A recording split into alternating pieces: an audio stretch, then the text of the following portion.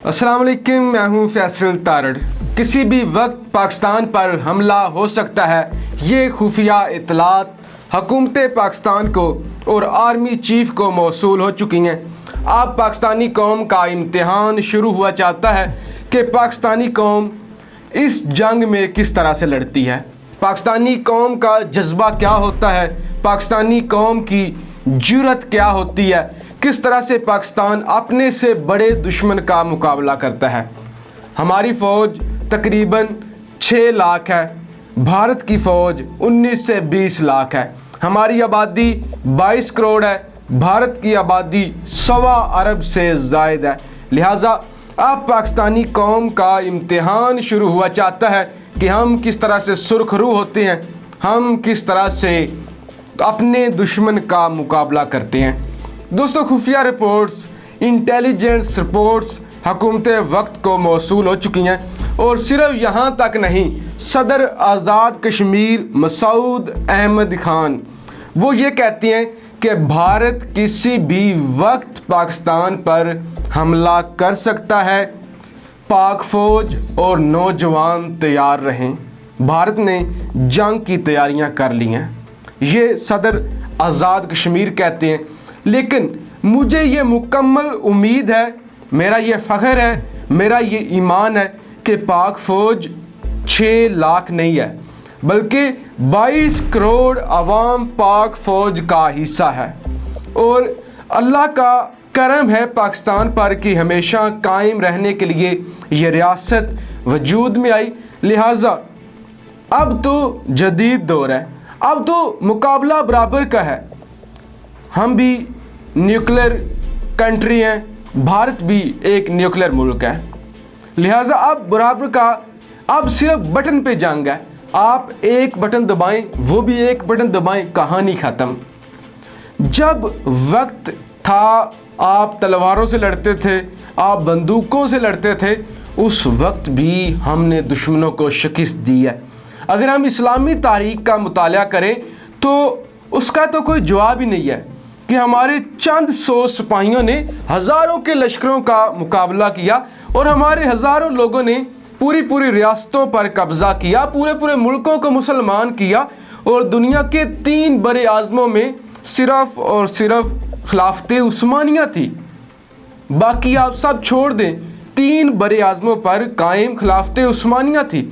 लिहाजा वो एक अलहदा टॉपिक है। लेकिन जहाँ तक पाकिस्तान की बात है, हम 48 से लेकर आज तक लड़ते आ रहे हैं। अगर यूँ कहा जाए कि हम 1857 से लेकर आज तक लड़ते आए हैं तो ये गलत नहीं होगा। इससे भी पीछे चले जाएं तो हम बरसगीर में हमेशा से लड़ते आए हैं, हमेशा से मुसलमानों ने मुकाबला किया है, मुसलमानों ने हुक्मरानी की है। और 48 की अगर बात करें, जब हमने कश्मीर हासिल किया था तो हमने लड़कर हासिल किया था, दुश्मन के साथ हम लड़े थे, हमने हासिल किया था। 65 की बात करें, जब भारत ने ये ख्वाब सजा लिया था कि हम एक बड़ा मुल्क हैं, हमारे पास बड़ी फ़ौज है, हम बड़े बहादुर हैं, अब हम सुबह का नाश्ता लाहौर में बैठकर करेंगे, और बड़ी छोड़ रहे थे।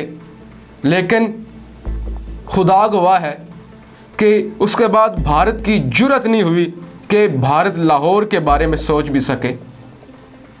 उसके बाद भी बेशुमार मसाले हैं। कारगिल की आप देख लें, अभी कल की बात है, 27 फरवरी को जब भारत एक दफ़ा फिर से आया था कि वो पाकिस्तान पर हमला करेगा, स्ट्राइक करेगा, हमने किस तरह से जवाब दिया।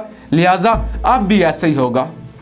अब भी अगर जसारत करता है, जो कि प्लान बनाया जा चुका है अमेरिका के साथ मिलकर, इसराइल के साथ मिलकर, कि किस तरह से पाकिस्तान और चीन को कमज़ोर करना है, किस तरह से सी पैक को निशाना बनाना है। अब दुश्मन की नज़र गिलगित बल्तिस्तान पर है कि किसी ना किसी तरह से बलूचिस्तान में कार्रवाइयाँ करके गिलगित बल्तिस्तान में जंग छेड़कर सी पैक को निशाना बनाया जाए, चाहे उसके लिए जो भी कुर्बानी देनी पड़े, लेकिन सी पैक को निशाना बनाया जाए। दोस्तों, अगर भारत इतना कुछ कर रहा है तो उसके जवाब में पाकिस्तान क्या कर रहा है? जो हमारे पास इतलात पहुँच रही हैं उसके मुताबिक हमारा JF-16, JF-17 फुल तैयार हैं, किसी भी वक्त उन्हें हुक्म दिया जा सकता है कि आप जाएं और दुश्मन का मुकाबला करें। हमारे टैंक, हमारी तोपें, हमारी फ़ौज फुली अलर्ट है। बिल्कुल हमारे जवान जाग रहे हैं, दुश्मन का मुकाबला करने के लिए वो बिल्कुल तैयार हैं। अब जहाँ तक आप कह सकते हैं कि इस खबर की ऑथेंटिसिटी की बात है, तो ये खुद सदर आज़ाद कश्मीर ने बात की है। इससे पहले शेख रशीद अहमद इस हवाले से बात कर चुके हैं कि छोटी ईद के बाद बड़ी झड़प हो सकती है भारत के साथ। और अगर आप भारतीय मीडिया विज़िट करें तो आपको पता चल जाएगा कि वो किस तरह से तैयार खड़े हैं।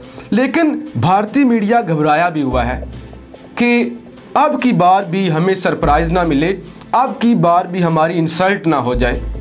इसी तरह से इससे पहले मैंने एक वीडियो की थी और मैंने आपको बताया था कि चीन की और भारत की झड़प हुई है, जिसमें बीबीसी की जानिब से जो भारतीय मीडिया के हवाले से दावा किया गया था, मैंने आपको बताया था, उसमें बताया गया था कि चीन के 7 फौजी ज़ख्मी हुए हैं जबकि भारत के 4 हुए हैं। अभी जो इतलात मौसूल हुई हैं उसके मुताबिक चीन के 7 फौजी ही ज़ख्मी हुए हैं, लेकिन भारत के 150 से ज़ायद फौजी ज़ख्मी हुए हैं। आप अंदाज़ा कर सकते हैं किस कदर इनका मीडिया झूठा है, किस कदर ये खुद झूठे हैं, किस कदर ये खुद बुज़दिल हैं।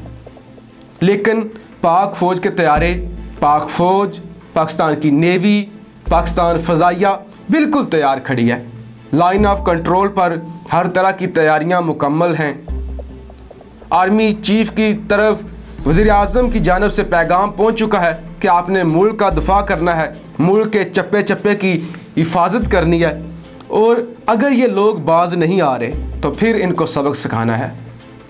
दूसरी जानिब कश्मीर के अंदर आपको पता है कि हिज़्बुल मुजाहिदीन के जो कमांडर थे रियाज नाइकू, वो शहादत के रुतबे पर फाइज हो चुके हैं, तो उनके बाद नया कमांडर भी आ चुका है। लिहाजा भारत को हर तरह से सबक सिखाने की तैयारियां कर ली गई हैं। अफ़गानिस्तान के हवाले से अफ़गानिस्तान की सूरत हाल आपके सामने रखता हूं कि मज़ीद 1000 जो अफ़गान तालिबान का कैदी था वो अमेरिका ने रिहा कर दिया है। सूरत हाल वाज़िया होती चली जा रही है। अशरफ गनी, अब्दुल्ला मिलकर हुकूमत साजी करना चाहती हैं, मिलकर चलने के लिए वो तैयार हो चुके हैं कि कहीं ऐसा ना हो कि तालिबान हम पे कब्ज़ा कर लें और हम आपस में लड़ते रहें।